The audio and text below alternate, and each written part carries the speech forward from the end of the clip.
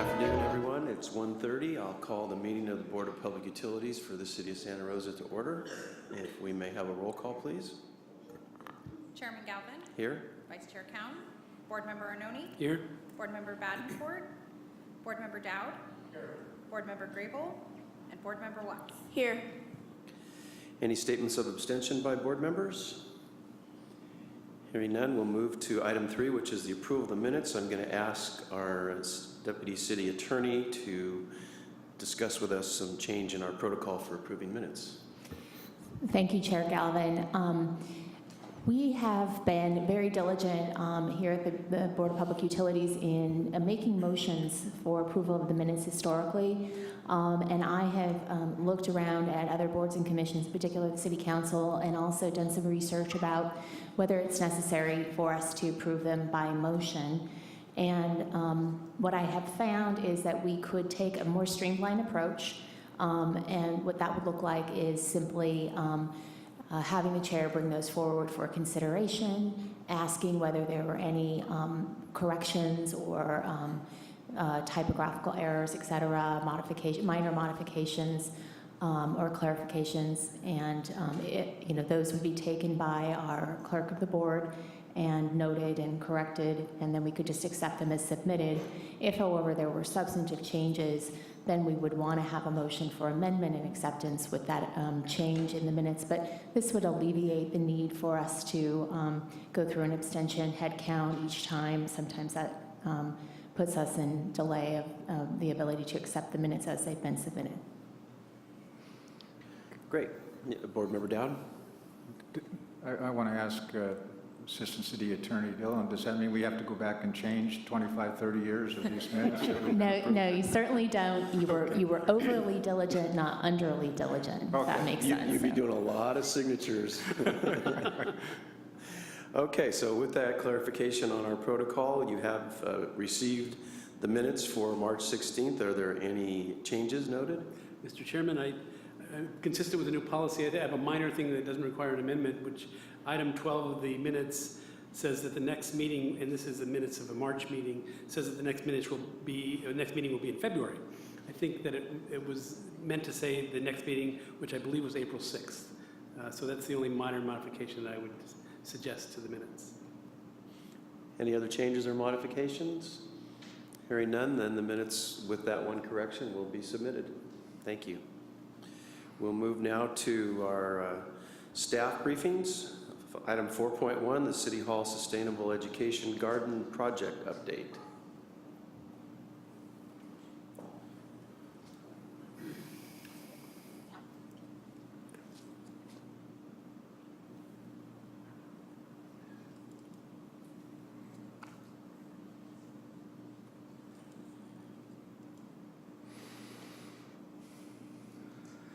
All right, good afternoon, Chair Galvin and members of the board. We are very happy to be here today to give you an update on the City Hall Sustainable Education Garden. As you recall, the city received over $800,000 in grant funding from the State Water Resources Control Board to, create a water-efficient landscape and hardscape low-impact development project. That includes an educational garden, stormwater features in the landscape and parking lot, and educational and outreach elements. We wanted to reflect the city's development standards for stormwater management and water use efficiency, to demonstrate sustainable landscaping best practices, educate the public and professionals, and beautify the City Hall campus. Progress to date, we approved the acceptance of the City Council approved the acceptance of the grant award back in 2014 on September 23rd. And as I mentioned, the amount $806,174. We moved into a design phase that included extensive stakeholder outreach. We worked with the Design Review Board to get their input. We held a design charrette with the landscape architect and members of our design and professional and the public. As also, we went into a 30-day public comment period, and we did a lot of close coordination with other city departments. The construction contract was awarded to CRE Grading and Paving, and that was on June 21st, 2016. Construction began on August 8th of 2016, and the project is about 98% complete. Some highlights of the project include a 2,200-gallon rainwater harvesting system that is fully operational. We put in a state-of-the-art irrigation system, and the stormwater features in the landscape and parking lot are intercepting runoff. The educational signage is slated to be installed next Wednesday. We're very excited about that. And there is permeable concrete pathways, and the gathering area are all complete. We are in the process of developing a 2 to 3 minute short film and a 60-second sizzle reel that's going to be on the project, and that will be available via the project's website. Heaven's going to now step you through some of the pictures that are highlighting the various elements of the garden. Good afternoon. I'm Heaven Moore with Stormwater and Creeks. I'm the supervising engineer for that team and also the project engineer for this project. So I just want to walk you through a little bit here. Hopefully you'll have a chance, if you haven't already, to walk out and see it in person. But what you'll notice first, if you do go out there, is our rainwater harvesting tank. This is kind of the iconic piece of this element, the most impactful if you go to out or if you're a member of the public. If you're a stormwater person at all, the other thing I get excited about is the permeable concrete. So we were able to turn this site from lawn and ivy, if you remember what it used to look like, into a really functional space, but without creating additional runoff from this site by using permeable concrete. Gathering area, this is also going to be a classroom where we will be teaching water use efficiency and stormwater elements, so they'll be there to be seen and a place for us to teach those topics to the design community and to the public.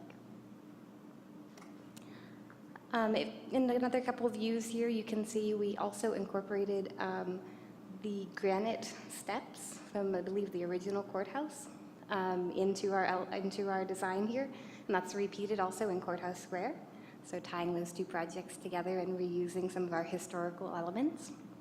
And then the swale, you see kind of the rock-lined swale there, providing both a water quality benefit by allowing water to infiltrate into the ground instead of going into a pipe, and also being a teaching element in flood control. Lots of multiple benefits in this project. So this is just kind of a picture to show you, for memory's sake, what we were started with and how much we've been able to improve that through the use of low water use plants, meeting all the requirements of WELO, our water use efficiency ordinance. And going forward, this is at installation, we're going to see all of these plants grow in to be a really, truly beautiful landscape. On the other side, we've got a much more kind of integrated look here. We're connecting that walkway, which you'll see, I'm sorry, I skipped ahead. You'll see that that permeable concrete pathway connects both sides of this project and provides ADA access into this demonstration garden. We do have stairs incorporated as well, and you can see here the planting and that really dramatic change and making it a really useful and accessible space. On the other side, we have a much more open feel, more natural feel, and the oak trees that are planted there now, once they're established and fully grown in, they will completely shade that area. So we definitely have an element there where we're kind of tying into what we would see in the creek right across the way. And the two swales, the rock-lined swales here, are taking rooftop water and again allowing it to infiltrate into the ground. In the parking lot, we redid the landscape islands, but not just from a landscaping element. These are actual functional stormwater elements. So we're actually demonstrating what would be required in a new developed site, but doing it in a retrofit, which is one of the most challenging types of design and construction projects you could come up with. One of the main reasons why we were so successful in getting this grant money is because we were able to do it here at City Hall. where this is where the design community comes to do their business and to pull permits and to attend meetings like these. And here, this is also the place where they can come to see the stormwater elements demonstrated, and also the water use efficiency requirements demonstrated, and see how beautiful and functional they are.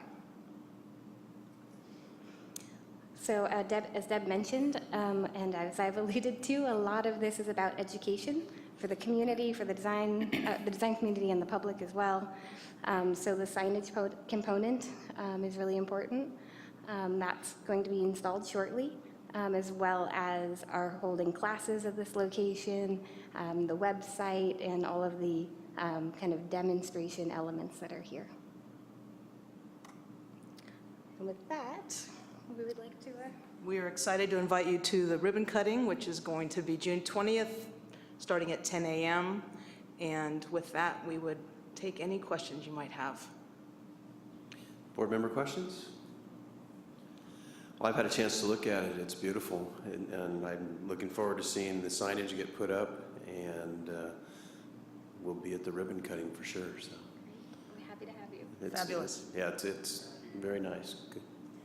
Thanks very much. Thank you for your presentation. Item 4.2, water supply update. Deputy Director Burke and Deputy Director Prinz.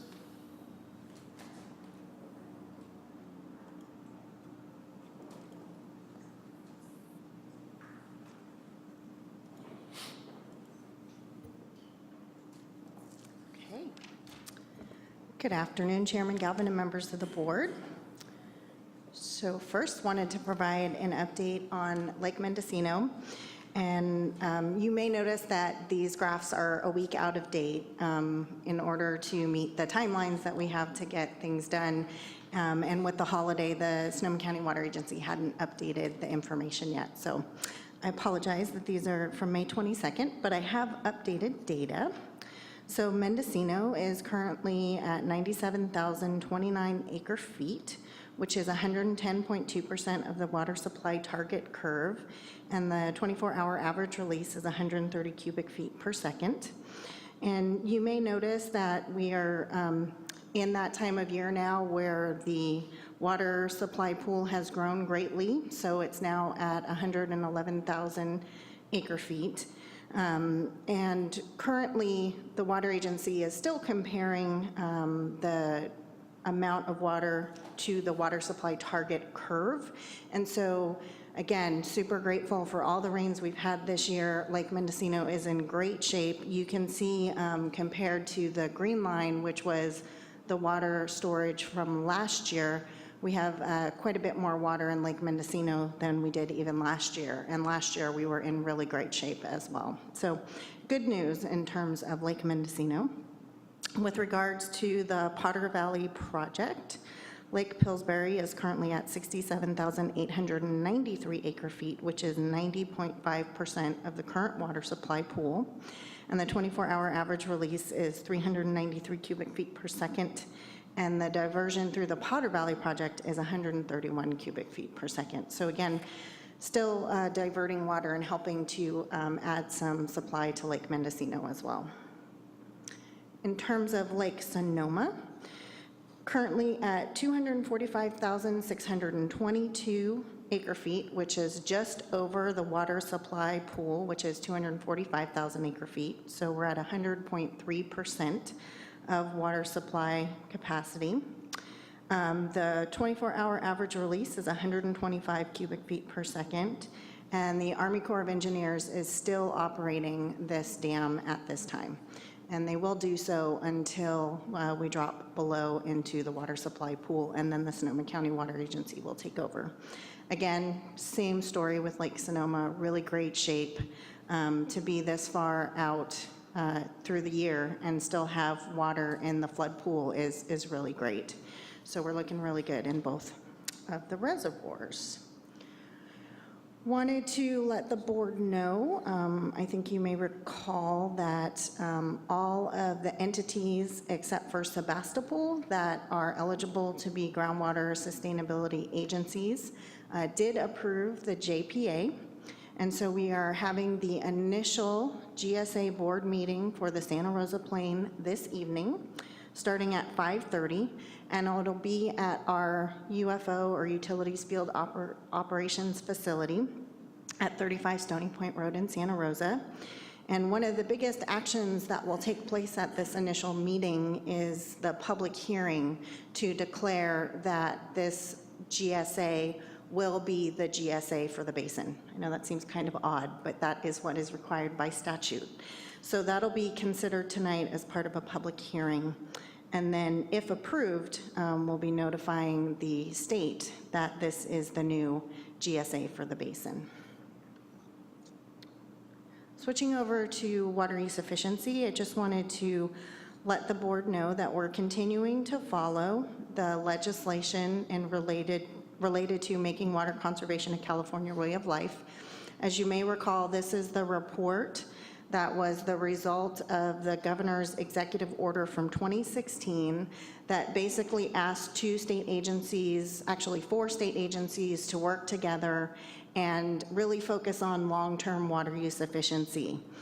City of Santa Rosa staff, as well as a number of staff from other water agencies, as well as other stakeholders, participated in an urban advisory group.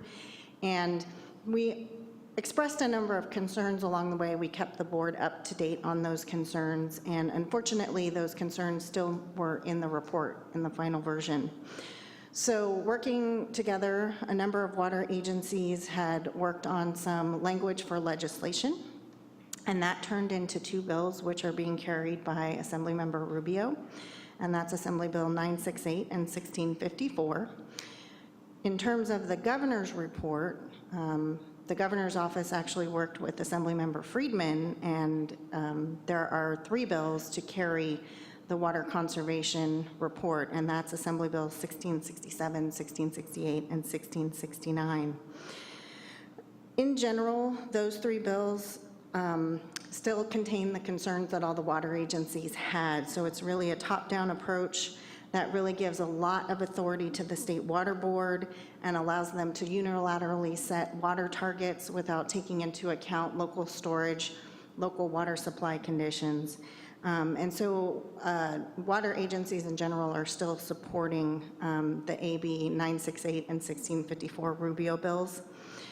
In response to these competing bills, the Assembly has created a bipartisan committee consisting of both authors as well as 7 other Assembly members, and they are trying to work together to develop conservation legislation that will meet everyone's needs. So again, we're continuing to follow, and we'll keep the board updated as this process unfolds. Also wanted to remind the board that we're continuing to do a lot of outreach, really focusing on Water Smart. And we just had a very successful Water Smart Expo last night. It was great. We were right in the Courthouse Square area. We had a lot of people out. A lot of people took part in our raffle, so we'll be announcing those winners. And really the whole point of that, and a lot of the messaging that we're doing as well, is really to thank the community. We are so appreciative of the efforts they've taken, the efforts they took through the drought, and the efforts they continue to take to sustainably save water. And so that's really been a lot of the messaging that we're doing. And we're also continuing to put out information through social media, and we'll be attending downtown markets and really focusing on outdoor use, but also thanking the community for all their efforts. And then this is the fun part of my job. And unfortunately, you did not have a board meeting when all of the posters were in the chambers, so you didn't get to see all of the amazing posters from our 3rd and 4th graders.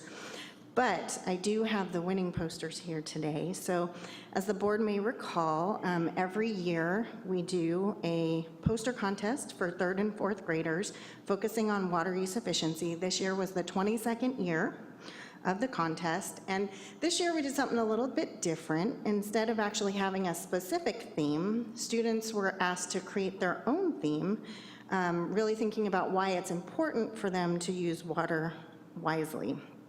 And so 29 schools participated with over 2,500 posters. And as always, the 2 winning posters will be included in the water agency calendar that they produce every year. So first, here is the third grade winner, and I'm going to butcher this.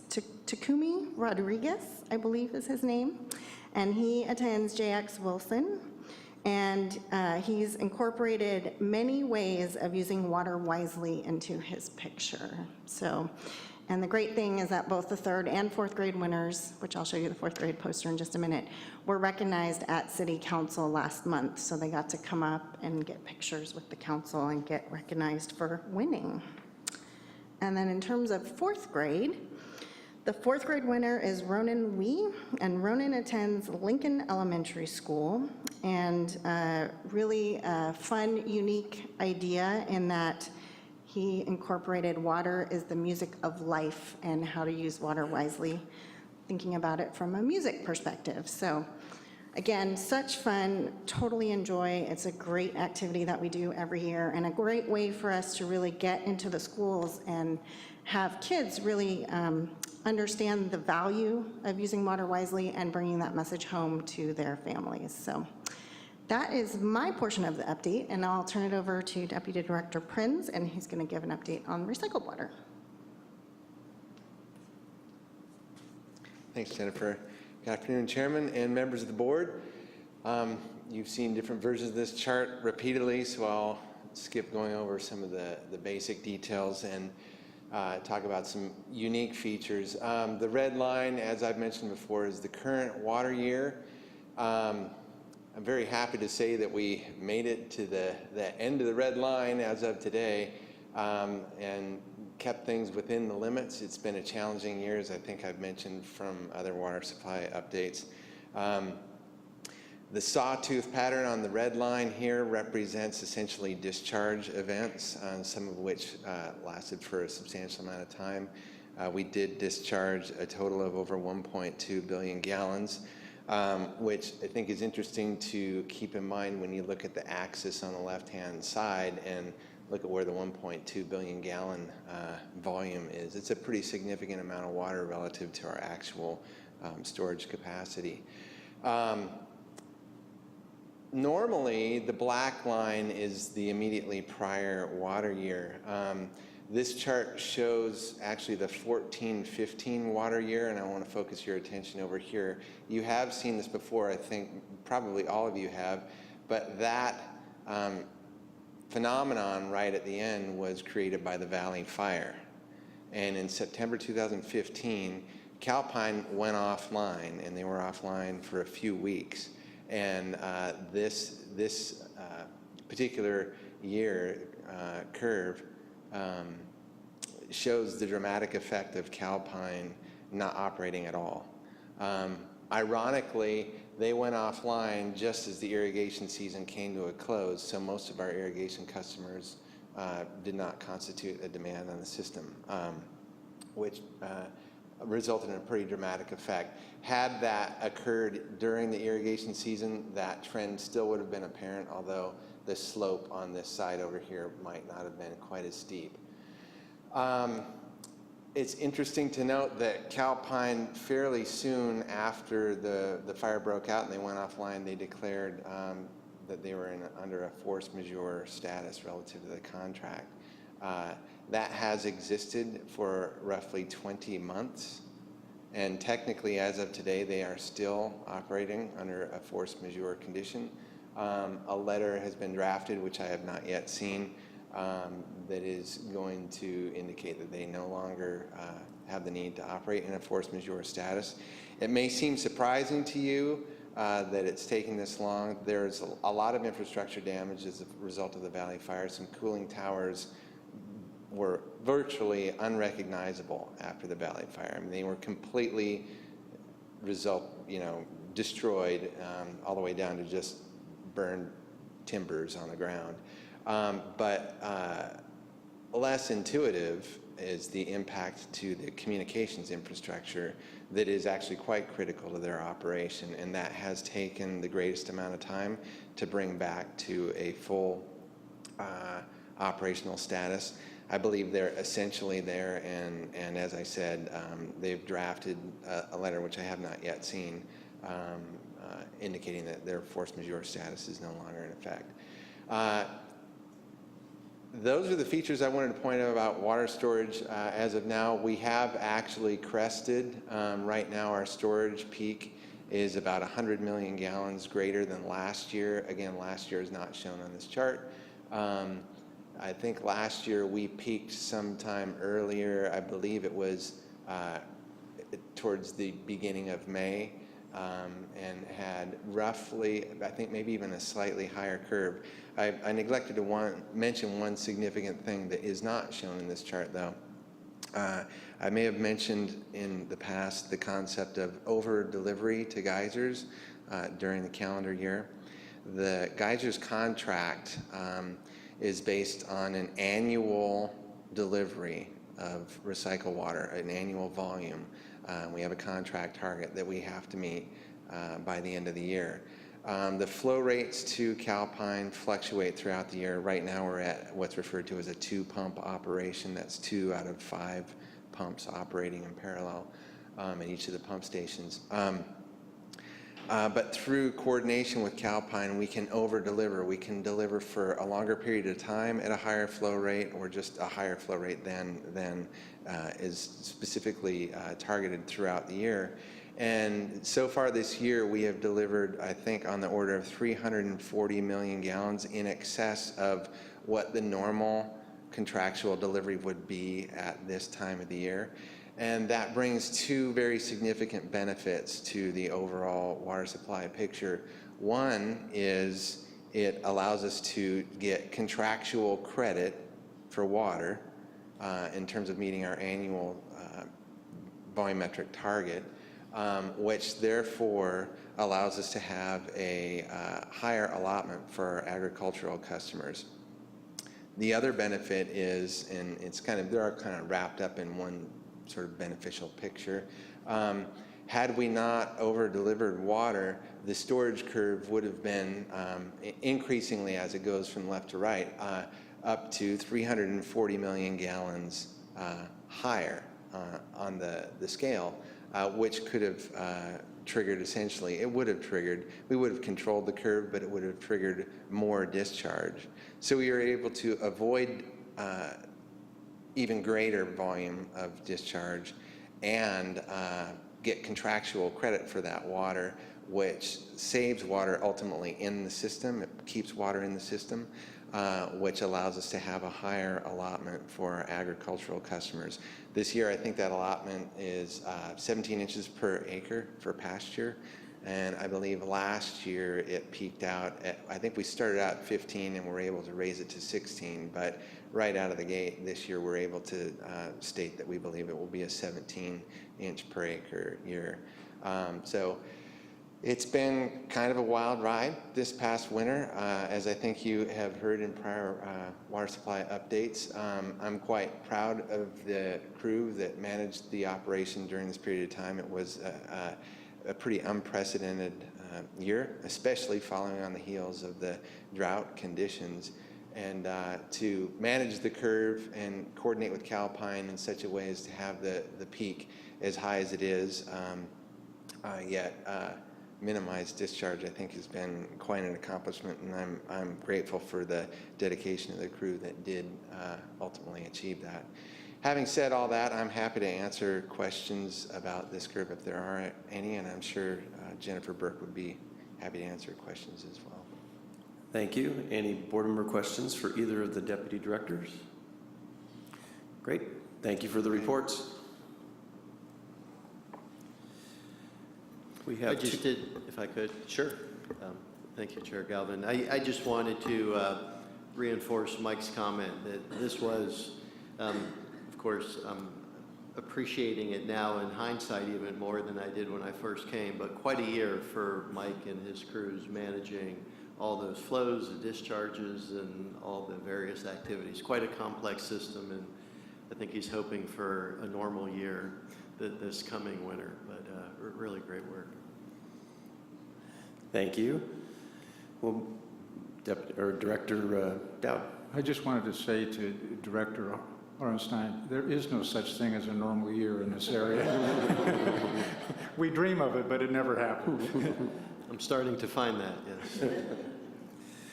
So we have 3 items on the consent calendar. I'll move the consent calendar. I will second. Motion by Board Member Arnone, seconded by Board Member Watts to approve the consent calendar. All in favor, say aye. Aye. Any opposed? Carries unanimously, and congratulations to Deputy Director Burke for volunteering and being willing to sit as a member of the Aqua Region 1 Board.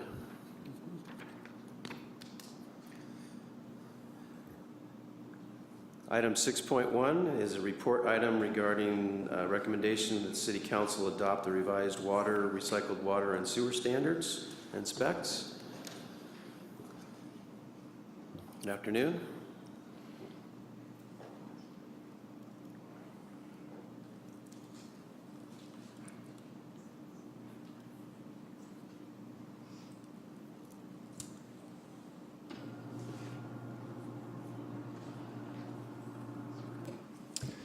Good afternoon, Chair Galvin and members of the board. As mentioned in the introduction, the item in front of the board at this point in time is a proposed revision to the design and construction standards associated with the potable water, recycled water, and sewer systems. I'd like to begin the presentation by clearly stating the specific recommendations we're bringing forward at this point, because there are actually 3. One is to recommend to council to approve the revisions to the documents, and then there are 2 related but separate recommendations. One is to delegate future approval authority to the board for standard updates, and the second is to allow the standards to go into effect 30 days from the date of adoption. And later on in the presentation, we'll discuss the importance of those 2 items. Just a very brief reminder, this item was brought forward to the board in a study session format on May 4th of this year. The presentation today will be a truncated version of that presentation, but it will follow a very similar outline. We will discuss the background of the standards. We will explain the documents, their applicability, the importance to the both internal maintenance arms of the water department as well as the private development community. We'll discuss briefly the revision process, how we modify the document, and how we got to where we are today. We will give a description of the changes. The document is very large from what you've seen from the attachments, so it is very difficult to go into all of the specific changes. But what we'll do is we'll bucket those changes into 3 separate categories, explain what those mean, and then touch on a few examples that we have very similar to the study session. I have with me here today Karen Lozada. She is the Acting Development Review Coordinator for the Water Engineering Services Division. She will be assisting with the presentation, and she will be dealing with the slides that are associated with keeping the standards up to date and the importance of that, as well as the delegation of approval authority. And this process, likely in the future, will be processed by Karen's team, and she is most best suited to explain the process and how that will work moving forward. The 2 other pieces we'll discuss today are the effective date and then the next steps. So to dive into the background, the standards, they're often thrown out as a very general term of standards. They really encompass 3 separate document types. One is the design standards. That lays out the framework that the design community must adhere to. It's laid out in an outline format, very high elevation. It doesn't necessarily get into specifics, but it's very critical to the design community because it lays the foundation for designs. The construction standards are a bit more specific. Those actually include an illustration of the improvement. They list detail on how the improvement is constructed, and they are usually in a singular document format with a specific standard number associated with them. The concept with that is it's a singular document that could be handed directly to the construction industry, and they could build that improvement based on that document. The third are the construction specifications. That document actually deals with testing procedures and installation methods. So the 3 really work in harmony together to produce improvements. Now, the sewer and water standards are part of a much bigger standard set that goes into public improvements. We have street components, we have traffic, storm drain, parks and landscaping, and street lights. It is very important to look at these together because they must work in harmony. So because we have a roadway, that roadway has improvements in it, they really all need to talk, and looking at it together ensures that inconsistencies don't exist throughout the documents. The applicability of the standards, they really apply to almost any installation and modification to the potable, recycled water and sewer systems. They are utilized heavily by the private development community. They are also used by our CIP division of the Transportation and Public Works Department and our local operations section. So the importance of the document is really in the different ways in which improvements can be built or constructed or modified. It maintains consistency throughout those three methods. The most recent update to the standards occurred in 2009, and this is specific to the sewer and water standards. It was performed under Council Resolution 27404. It was more specific to a smaller scope of improvements, and that typically when you do the standards updates more often, the changes are minimal. So it's very easy to point out what those changes are. And in this specific situation, we added high-density polyethylene services. We typically were installing copper water services. They weren't experiencing the lifespan that we were hoping for, so it allowed a plastic service to go in under new installations. It also dealt with larger service sizes. At that time, fire sprinklers were more prevalent in new development, and we were having to modify our service sizes to ensure that the appropriate amount of fire flow was being delivered to projects. And it also installed a two-way sewer cleanout, which is allowing for an ease of maintenance. There was a more global update to the standards that was attempted in 2014, and this actually included all of the standards, so it was a very significant document. And it was presented to Council on 3 occasions. On June 3rd of 2014, it was brought forward and actually continued by Council. Some of the concerns at that point were the size of the document. It wasn't presented at that time in a very clear format to understand. Council was looking for the very traditional red line format with the final.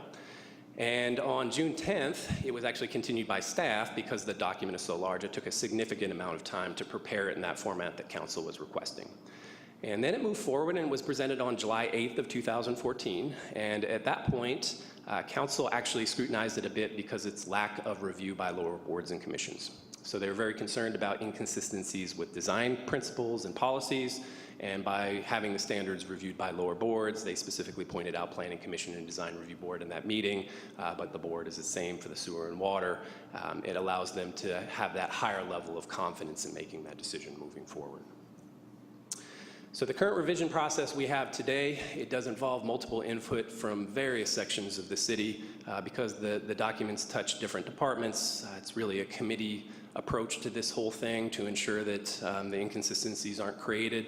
In this particular situation, we had a healthy amount of input from fire, transportation, and public works, parks, and obviously our planning and economic development department, who really has to basically institute the standards and make sure they're adhered to, needs to kind of figure out how that fits into the whole mode of development and how standards are actually working to ensure that the infrastructure is built, but also to ensure that there's that balancing act, since infrastructure is done by private development, to ensure that it can be built.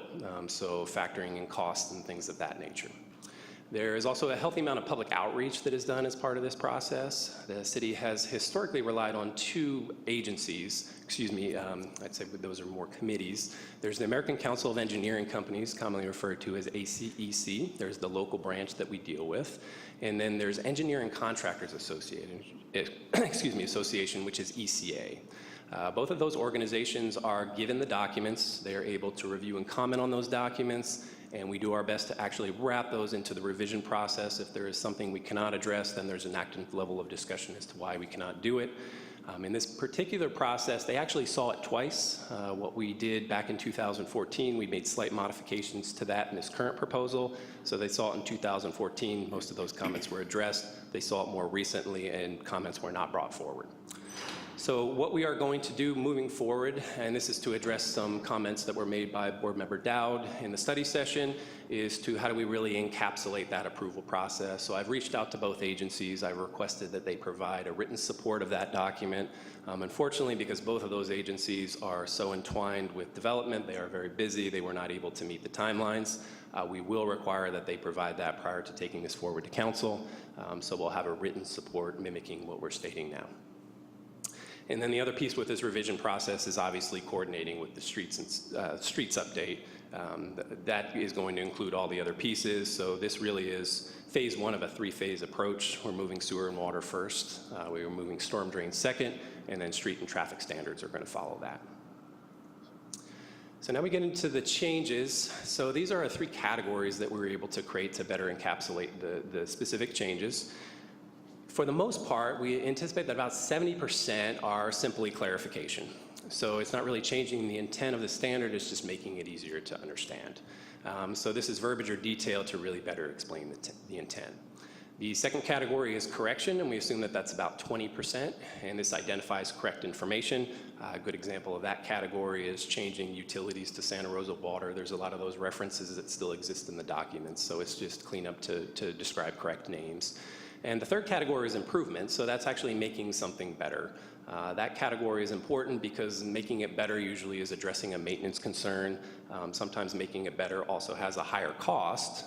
So usually what we'll do with those items is we will point those out because as we send that out to public outreach, we want to figure out what sort of impact that does have.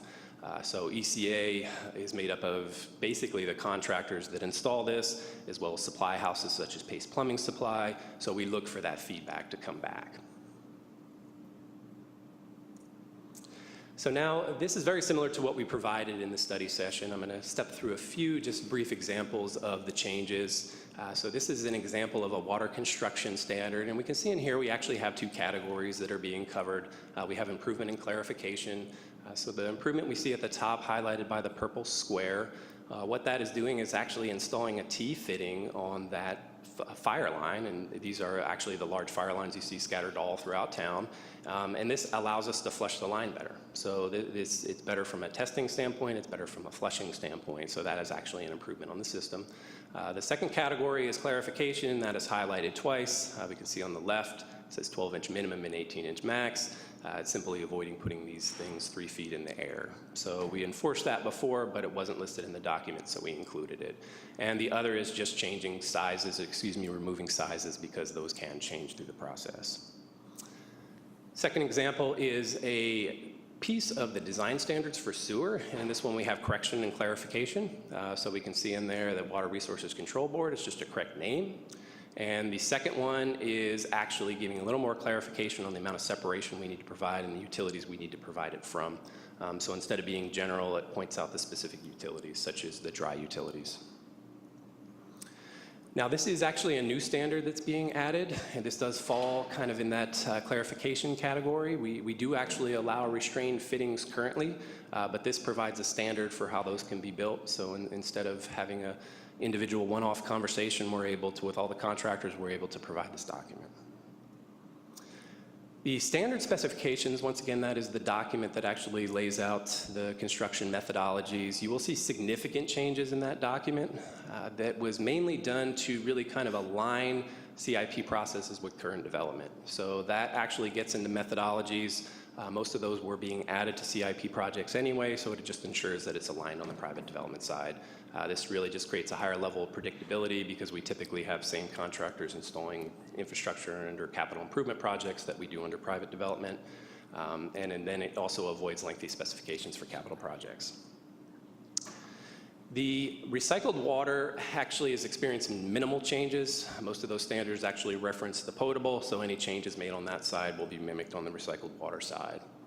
So this gets us into why we keep the standards up to date, and at this point I will hand it off to Karen Lozada, and she will handle the next 2 slides. Good afternoon. Why do we keep our standards up to date?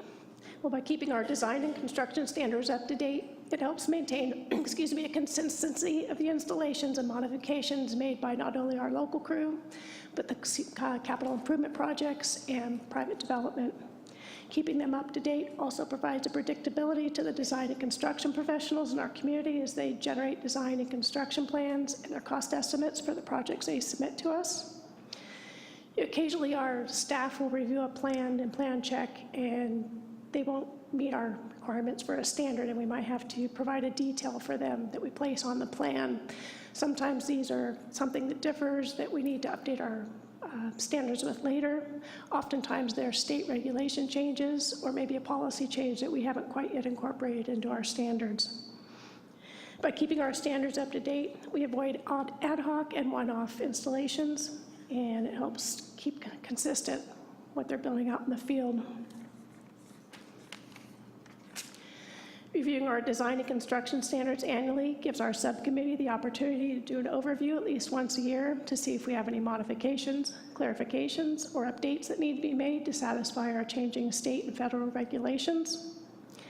And our water subcommittee meets with the citywide standards committee to coordinate to be sure that our proposed changes do not cause problems or fiscal impacts on the other sections, and vice versa, that their changes don't cause a problem for us. As Gabe mentioned, we do a public outreach with the ECA and the ACEC. The outreach keeps the building community aware of our proposed changes. It allows them to view and comment on them, and then it helps prepare them for potential cost impacts when they're designing future projects. By updating it once a year, we can align with other divisions with their code changes. The most significant is the building department. They usually do their building code changes January 1st. And if we can align that to take effect at the same time, it avoids having different changes throughout the year for the construction community.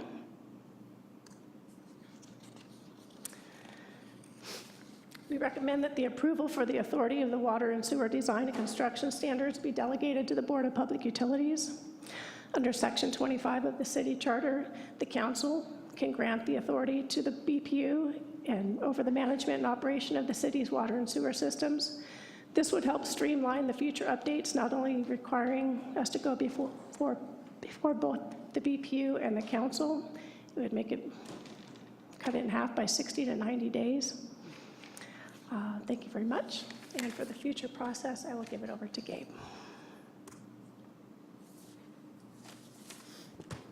So the effective date touches on the other recommendation we're bringing forward, and this is the 30 days after adoption. And the important piece is that we have to be very sensitive about the change and what that means to the development community. So we often have projects that are currently working through the system that have gone through a first plan check, and we really don't want to step back and actually cause them to redesign due to the changes to the standards.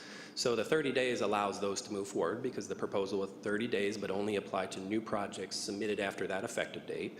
The 30 days also allows the private development firms that are currently working on projects that they haven't submitted yet to have a little bit of a buffer to work on that prior to submittal. So it really is, it's historically kind of been implemented into the standards. They've typically gone with that 30-day effective, but it is simply to address any kind of abrupt changes that we would create on the private development side. Now, the next steps, if the board so chooses to make the recommendation today, we will be bringing this item to council in approximately 45 days for adoption of the standard. If we are successful through that process, then it's really public outreach on the change in the document. So typically what we do with that is there's a healthy amount of discussion with the agencies we identified before, ECA and ACEC. There's also outreach through counter discussions, so we post notices at the counter. We will outreach to any projects that are currently in the system that we think are going to come through and be affected by that. That's usually few and far between because they are in the system and it typically doesn't apply, but it also captures those one-off outside of the area developers and contractors that may need to be aware of that. And then obviously there's website updates and there's postings on that front. So that brings us to the conclusion of the presentation, and I will finalize this by simply mimicking the formal recommendations at this point. So we are recommending that the board by resolution recommend that the City Council adopt the proposed revisions to the design and construction standards and recommend that City Council delegate future approval authority to the board, as well as recommend that City Council allow standards to go into effect 30 days from the date of adoption. So at this point, I will open it up to any questions you may have. Thank you very much. Board member questions? Board member Watts? So thank you very much for your time on this project. I'm sure it seems like it's been years in the making. My only question is for the effective date and it only being applied to new projects and not ones that are currently going. If there are any improvements to the construction plans, would that affect some of the construction if there was some major improvement that they didn't know because it was not in the old standards? Does that make sense? It does, yeah. So typically what we'll do is those pieces that are fairly significant. So obviously the document has not been updated for a while. So those things that are fairly significant are significant maintenance issues to where we can't necessarily wait for that to go through on a standard update. We do actually have the ability to add that through the plan review process. We usually elect not to do that. The standards act as minimum requirements, so we can go more restrictive in that process, so we can ask for something that is not existing in the standard document. The problem with that is predictability in the process to the development community. They heavily rely on this document as they move forward to determine costs of projects, to scope it out, to determine feasibility. But we absolutely can in a situation where maintenance is critical. So that 10% improvement, if a project is not showing that, we will usually have a very collaborative discussion with the design engineer to say, is there any way we can work this into the process?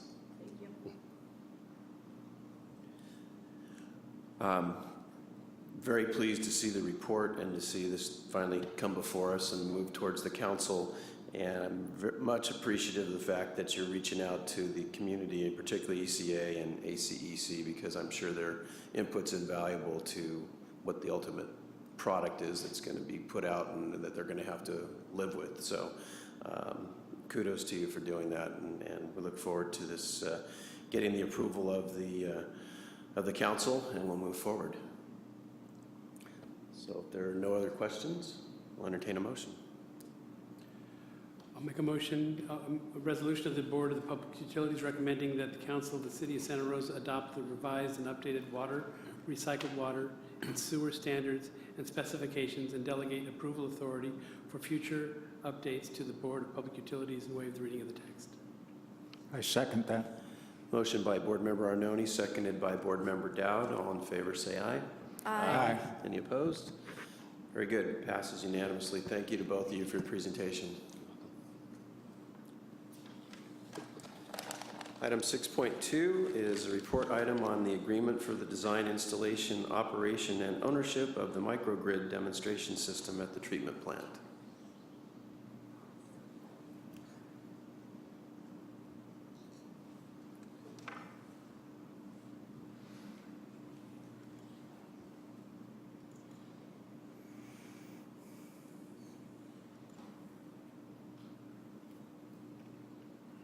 Good afternoon, Chairman, members of the board. I'm Emma Walton, Water Reuse Engineer in the Water Department. We are here today to discuss and seek approval from the board for the agreement for a microgrid demonstration system at the Laguna Treatment Plant between Santa Rosa and Train. Before I get into the specifics of the agreement, I wanted to do a brief overview of how we got here today. I know many of you have heard this background information before, but we do have some new members who aren't with us today, but it doesn't hurt to review the background. I will then get into the specifics of the project, exactly what's going to be implemented as a result of executing the agreement that we have before us today. Then look at the future benefits, the potential outcomes of the project. Since it is a demonstration project, we don't exactly know how it's going to function in the future, but we do have some ideas. And then finally, I'll get into some of the specifics of the agreement that Train and the city have been working on collaboratively since about August. So with that, we'll get right into it. We are all aware of the problems caused by our use of fossil fuels and the generation of greenhouse gases and climate change. There have been multinational efforts to address climate change, of which the United States have been a part of up until about 12:30 today. There's been a lot of progress. When you said we're all aware, I think we could qualify that. Not all of us are aware. Yeah. One of the intuitive and widely implemented solutions to greenhouse gas, our use of fossil fuels, is the implementation of solar, especially in California, renewable energies like solar. Unfortunately, there are drawbacks to solar as well. It's not all sunshine and rainbows. Not as severe impacts as climate change, nonetheless issues that need to be addressed. So what's the problem? Well, if you were in attendance for and paying attention during Deputy Director Prince's study session that he held about a year and a half ago, you will recall that the problem bears the resemblance of a duck. While solar is good in that it produces energy without producing greenhouse gases, it can be troublesome in that it's an on-off type energy source. When the sun is shining, we have lots of energy produced. When it's not, we don't. And with continual implementation of industrial-sized solar systems, these fluctuations and these large swings in energy supply become more and more prevalent. And this trend is known as the duck curve. It's known in the industry that way. I didn't coin that, Mike didn't coin that, so. The California Independent System Operator, Cal-ISO, is the entity responsible for managing California's electric grid. They regulate the operations of local utilities like PG&E. And they're responsible for ensuring a reliable supply of electrical energy throughout California.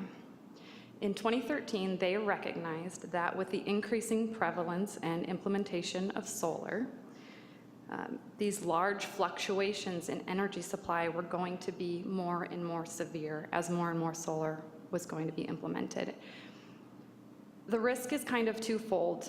In the afternoon, you get this large solar supply, you get an overgeneration risk, as you would expect when the sun is shining. Let me back up a minute. This plot shows net energy load. So energy demand minus the renewable supply of energy. So energy demand minus the renewable supply. So where the curve is flat, supply equals demand. And that's how Cal-ISO wants to operate a grid. Where it dips in the belly of the duck is where you have an oversupply of energy. And as you would expect, this happens in the afternoon hours when the sun is shining. In the evening, as the sun starts to set, the opposite happens. Supply is greater than demand. And it's difficult to operate an electric grid, as you can imagine, with this sort of variability. And Cal-ISO is interested in understanding how to flatten this. And that's where this project comes into play. There's likely many options to help flatten this grid, but this project is going to help us understand how microgrids specifically could help flatten this grid. So the California Energy Commission, who's the California's primary energy policy and planning agency, it's their mission to reduce energy costs and the environmental impacts of our energy use, namely greenhouse gases, the effect of greenhouse gas emissions, while ensuring a safe, resilient, and reliable supply of energy. One of the things they're responsible for is encouraging research and development into energy supply and demand problems like the duck curve. So, to better understand how microgrids may play a role in addressing the duck curve, the CEC issued a grant. The grant was intended to accomplish two things. One, to fund the development and testing of microgrids that utilize battery storage and renewable electricity. And two, show how microgrids can enable energy users to participate in energy markets. And that's an important part of the intent of the grant, is they want to better understand how energy users like the treatment plant can sell our ability to alter our demands on the overall grid.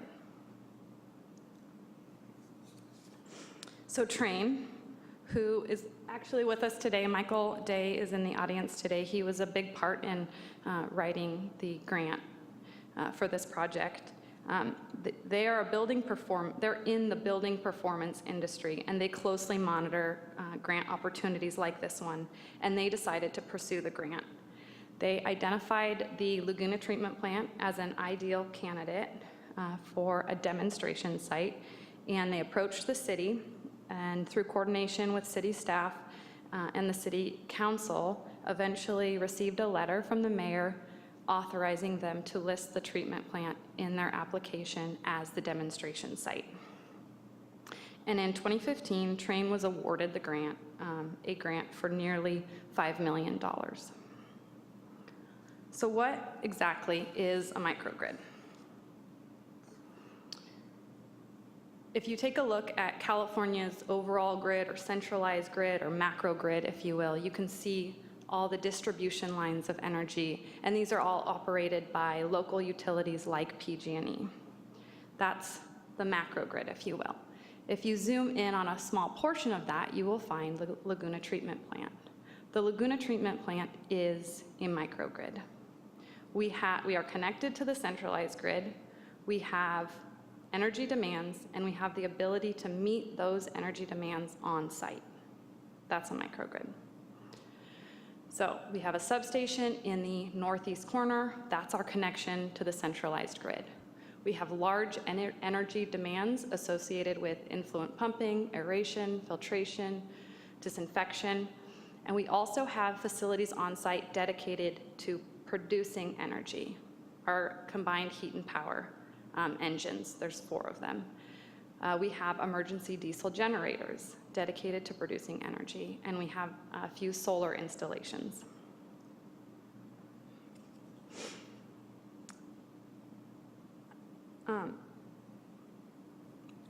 So the LTP is a microgrid. We have the ability to produce our own electricity, and that's by necessity. In case we ever lose connection from the grid, we have to continue to treat water.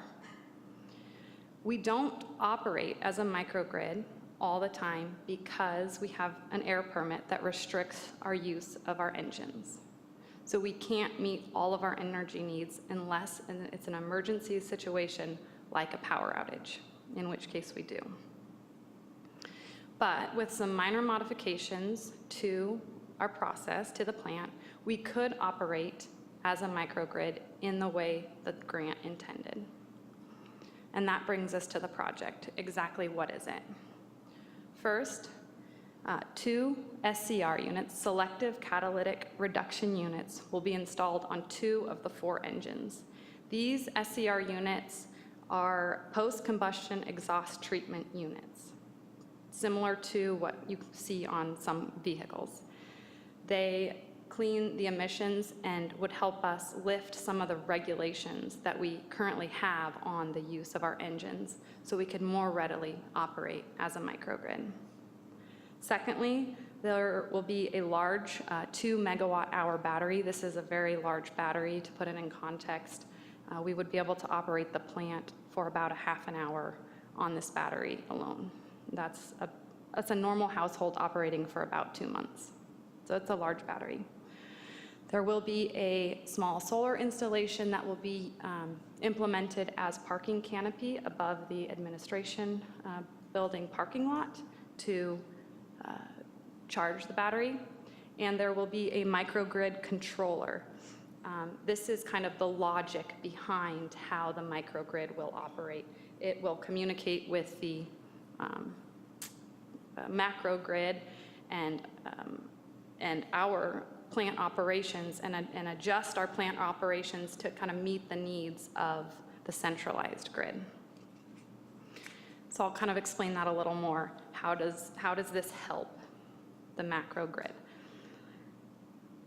If we were able to alter our demand on the grid, either decrease it or decrease it during critical times, we would be able to help flatten the curve. For example, if we were to increase our demand in the belly of the duct, we could bring that curve up, because this is a net load curve, so supply minus demand. If we have a larger demand, the belly of the curve will go up. If we decrease our demand near the neck of the duct, we could bring down the head. And in conjunction with other microgrids throughout California, we could incrementally bring up the belly and bring down the head. This is known as flattening the duck, or as I prefer a little less grotesquely, making the duck fly. So what does the CEC and Cal ISO get out of this effort? They get data. They get to better understand how a microgrid might actually help flatten the curve. The problem's not going to be solved by this project, but they get the data to better understand how a microgrid at critical facility like a wastewater treatment plant would be able to incrementally help make the duck fly. What does Santa Rosa get out of this project? For starters, we get 2 SCR units for the price of 1. We have already budgeted for, in our 2015 CIP budget, to install 1 SCR unit because it makes economic sense. We can burn natural gas and create electricity cheaper than we can buy it. So it made economic sense for us to already purchase and install an SCR unit. And we are agreeing to pay for 1 of the units. The grant will pay for the other. So we get 2 for the price of 1. We also have the ability to, or the potential to participate in the energy market that I referred to earlier, to sell our ability to alter our demand. So Cal ISO, who operates the grid, might see a need for us to decrease or increase our demand tomorrow for a certain period of time, and they will pay us some dollar value to do so because it has beneficial effects on the grid. And then lastly, but not insignificantly, participation in this project upholds Santa Rosa Water's dedication to environmental stewardship. We can be one of the thought leaders, as Vice Chair Cowan mentioned previously, on helping understand how solar might be more readily implemented into California's electric grid. So when will all this happen? It's taken us a while to get here. The CEC issued the grant in July of 2014. The council authorized Train to list the grant, to list the LTP in October 2014. The grant was awarded in April 2015. Deputy Director Prince, as I mentioned earlier, did a study session in December 2015. And then council authorized the signature of a non-disclosure agreement, and that allowed staff to enter into conversations and negotiations with Train regarding the agreement, and that's how we got to where we are today. So we've, like I said, been in agreement negotiations since about August. We went before the contract review subcommittee in April, and Dowd and Galvin were both part of that review, and I'm sure you'll have things to add. And then that brings us to today, where we are anticipating approval of the agreement. So like I said, it's taken us a while to get here, but moving forward, we're hoping to move quickly. We have a design period of about 6 months, construction of about 10 months, and startup and testing of about 3 months. And wrapping up by the end of 2018. So that brings us to the agreement. Assistant City Attorney Dillon did a very nice job structuring the agreement to coincide with how the work will actually be implemented. And a number of subcommittee members applauded her for the obvious care that went into drafting the agreement. These are the parts of the agreement. I'm not going to go through all of these. I will just hit kind of the more salient points of the agreement.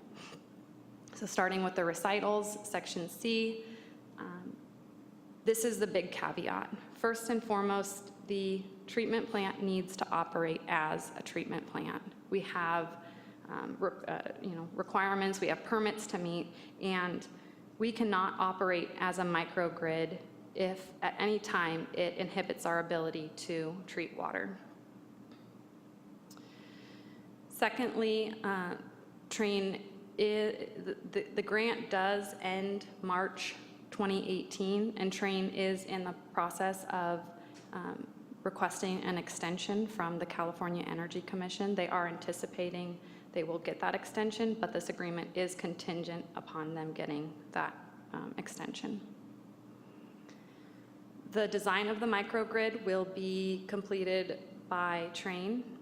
And like I said earlier, that includes the 2 SCR units, the battery, and the microgrid controller, as well as the solar array as a parking canopy. And the city will have the opportunity to review the design at 90% and provide any comments.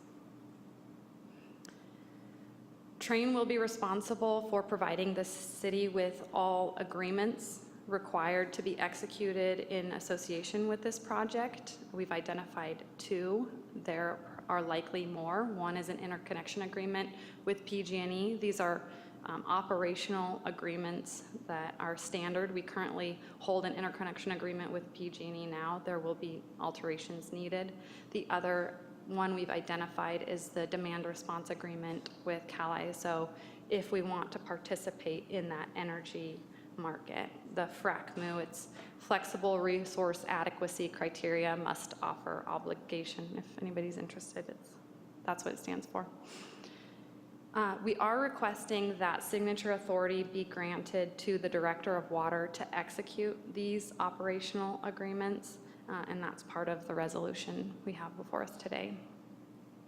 Train will be solely responsible for, let me back up 1 minute.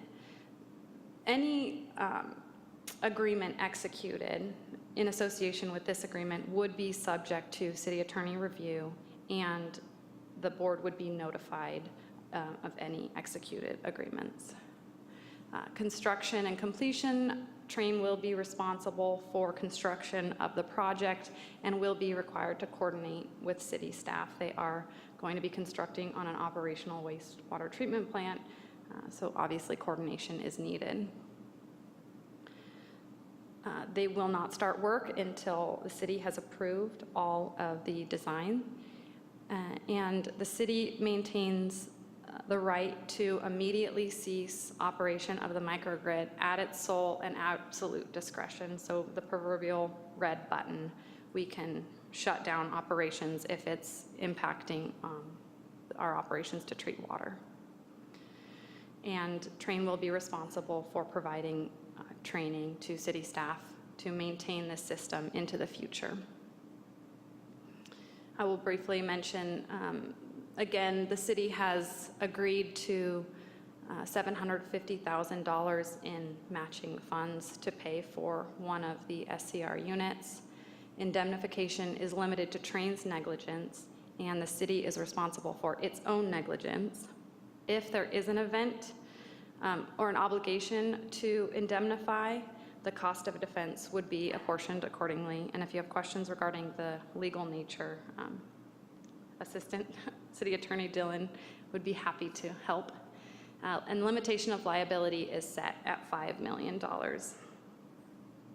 I want to just, before we get to the recommendation, take a minute to emphasize that this is a unique project. It's a really neat project, and it seems very complex.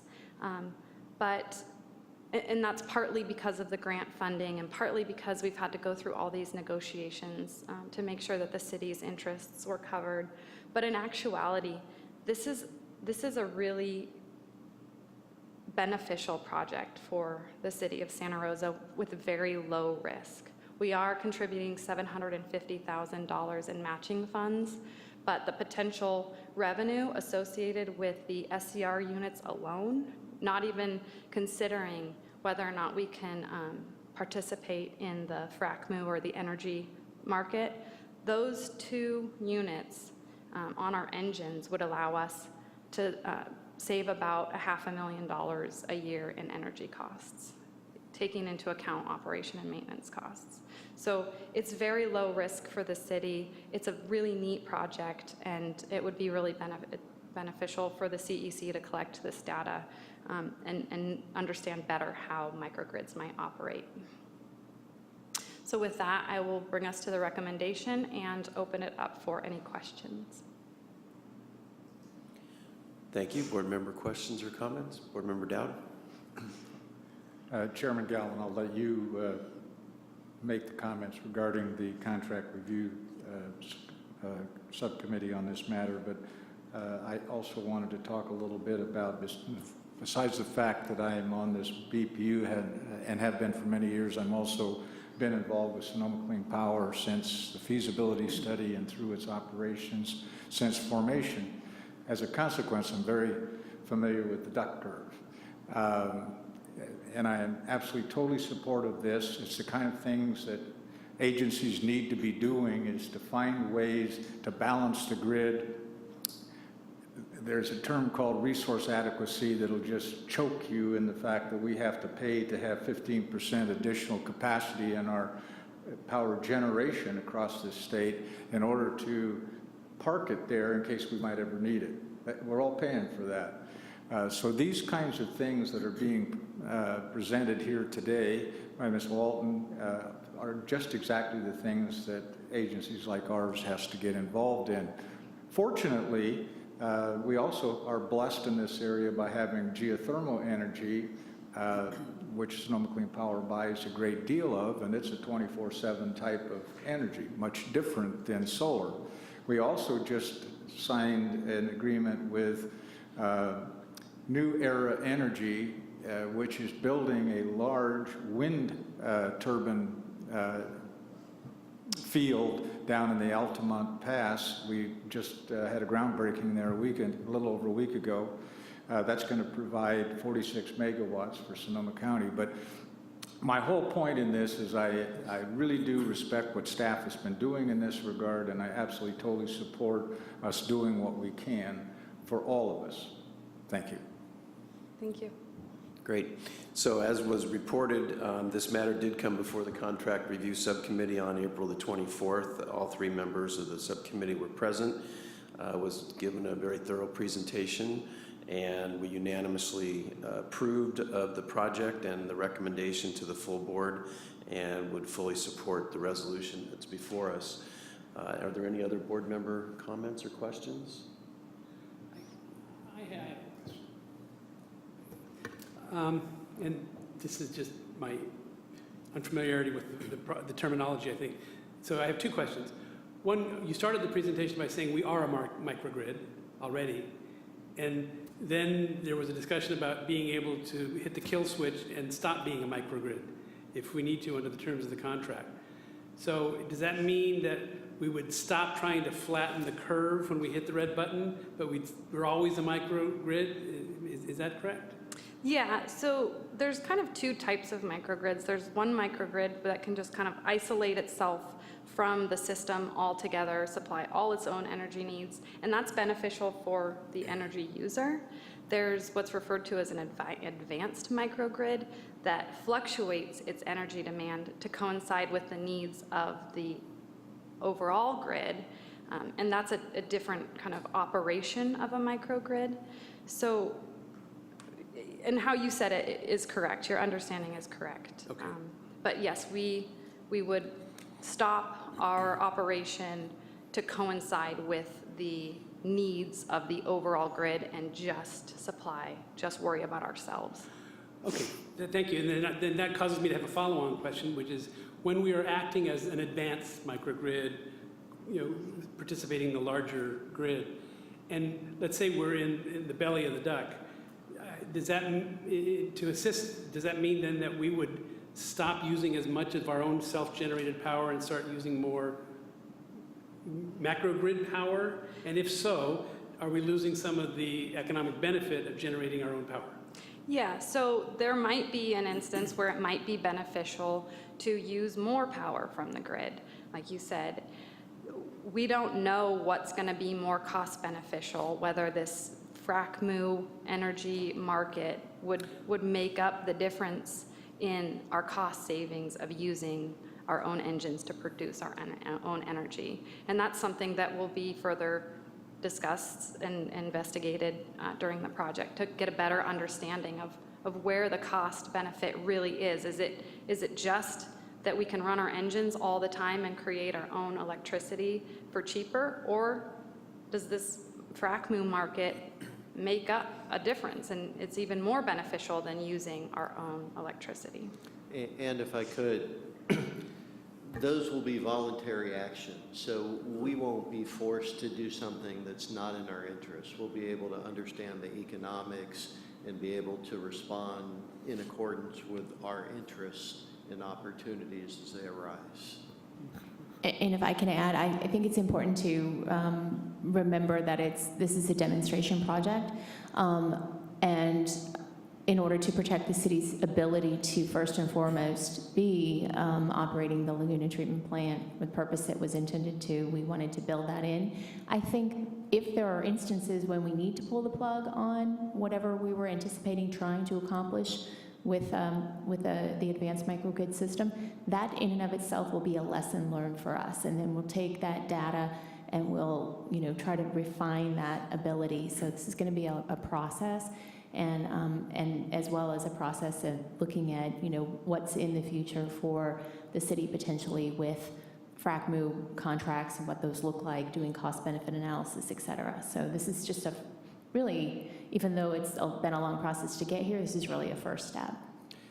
Thanks for the explanation, because I hadn't realized that the frac moo was meant to make up for the loss. I thought frac moo was a midnight tweet word or something, but now that I understand how it's supposed to work, it makes sense. All right, thank you. Just one thing that I think I mentioned at the subcommittee, the only concern that I had is the kind of uncertainty of Train getting the extension.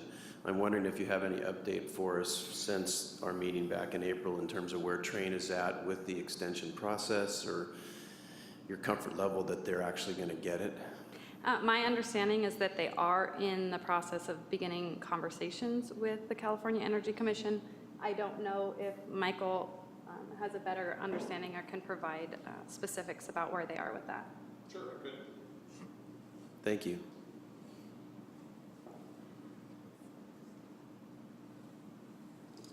Good afternoon, Chairman Galvin, members of the board, staff. Thank you for having me. I'm Michael Day. I'm the head of smart grid and microgrid deployments across North America for Train. We're part of Ingersoll Rand. And I got to tell you, it's nice to be able to go someplace where I can drive in my car. I live in Sacramento, so it's always nice to be able to drive instead of fly. Most of the microgrid grants that came out of this solicitation in 2014, all of them have run into different issues. There were all different issues for each project, but each of them had run into issues. What we've been told is we've been tentatively scheduled to go before the Energy Commission business meeting in July, which would be for the formal contract modification. The only thing that they were looking for was a signed contract or agreement with the city to formally put us on. We're supposed to be on the consent agenda for that. You always show up just in case there are any questions. But so long as the project had been completed and in operation, we're starting to get the data back. By the end of 2018, that accomplishes their need. And the need for this has grown. The graphic that was up there is a couple years old, and Cal ISO had been hitting the lower levels of that duck curve much faster than they had anticipated. So the need for these services has grown. Again, I'd agree with staff. They've obviously done a pretty good job of talking to you. I talked to elected and appointed members around North America, and by far this is the best informed civic group that I've ever dealt with. So kudos to staff for passing it on. It's pretty cool. But yeah, we have talked to them about this.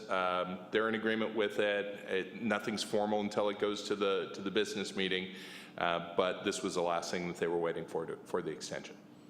Thank you. Well, hopefully very soon you'll have a signed agreement with the city you can take to Sacramento. Any other board member questions or comments? If not, we have a resolution before us.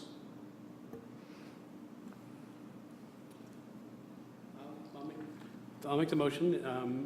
I'll move a resolution of the Board of Public Utilities approving the agreement for design, installation, operation, and ownership of a microgrid demonstration system at the Santa Rosa Laguna Treatment Plant between Train US Inc. and the City of Santa Rosa, and waive the reading of the text. I second that. Motion by Board Member Arnone, seconded by Board Member Dowd to approve item 6.2. All in favor say aye. Aye. Any opposed? Motion carries unanimously. Congratulations. Good luck with City Council. It shouldn't be a problem, and we'll look forward to seeing this project come to fruition. Thank you. Thank you. I'd like to, if I could, just note that Ms. Walton recently promoted to the Department of Water from the Capital TPW Group, providing, it's a new position in sub-regional to provide a range of technical support to Mike and his team. So we're all looking forward to that. Congratulations, Ms. Walton. Congratulations. Deputy Director Ferguson, are you leaving? Well, before you leave, can we at least say goodbye? We want to thank you for your service to the city, and much good luck to you at the City of Sonoma. I know you'll do an outstanding job for them, and you're going to be sorely missed here, but good luck to you.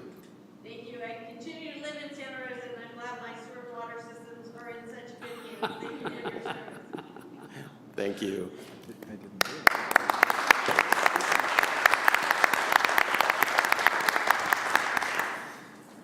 All right, public comments on non-agenda matters.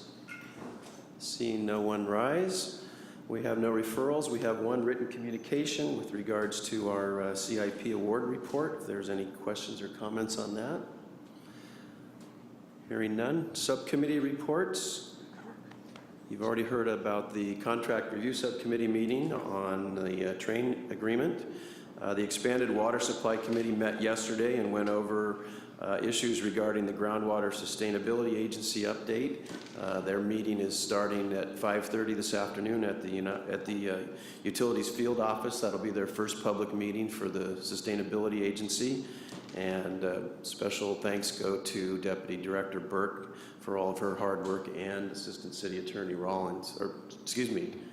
Dillon for all that she's done to get that sustainability agency MOU and documents ready for the first board meeting today. Any other subcommittee reports? Any board member reports? Director's report. I have a few brief items today. We found out when we were updating our website that one of our most popular features was our weather station, and we have a new updated weather station that I'm sure the many folks in the community that use it will appreciate it. It has a more frequent update and some other features. So if you get a chance, you may want to take a look at it. We had a couple of minor excursions this month. We had a 10-minute low UV dose in one channel attributed to an operator error during maintenance activities, and a very short duration 4-minute low UV dose due to a programming glitch that was quickly corrected. We also had a small incident with the geysers associated with the shutdown, and we identified 3 small leaks out of air relief valves, and that happened because we drained a large sump and got air into the system. Fortunately, the spills didn't reach any waterways, so we're working with the regulators, communicating those minor issues. On the budget, we participated in the council review of all the departments' budgets, and I wanted to thank the board for all their work through the subcommittees and the full board, and particularly the one-on-one meetings. I know your time is valuable, but it did seem to be very effective, and the council noted appreciation for our budget and didn't have any significant questions for the water department. Thank you for that. Wanted to note that the mayor signed a letter of support for SB 231, which deals with bringing stormwater into Prop 218 process, essentially redefining sewer to pull storm drains in that would allow fees to be levied by the city, any jurisdiction that has stormwater as a responsibility, with fees and charges similar to water and sewer versus having to go out and get majority and all the work associated with that. So we're hopeful that moves forward. And lastly, we had a number of residents speak at the May 23rd council meeting regarding some concerns on one of our emergency groundwater well sites, the Spears Road site. And staff's going to be following up. It seems it was, the comments were a blend of some misunderstanding of what an emergency well means and the constraints placed on it, but also perhaps some just broader fears of the city coming in, and in this community they do rely on drinking water wells. So staff has a pretty elaborate outreach program that in fact builds on prior ones, but going through it again to communicate and ensure there's good understanding of the facts here. And we'll be scheduling at a future meeting in the near term an update on the emergency groundwater program to the board, and at some point following that we'll be bringing that to council as well as a follow-up to what they heard from the community there. That's all my comments. Any questions for the director? Very good. We'll stand adjourned. Thank you all.